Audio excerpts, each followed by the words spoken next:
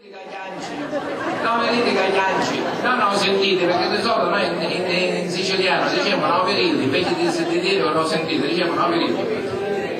E là, signora, tutte e due sono, proviamo tutte e due.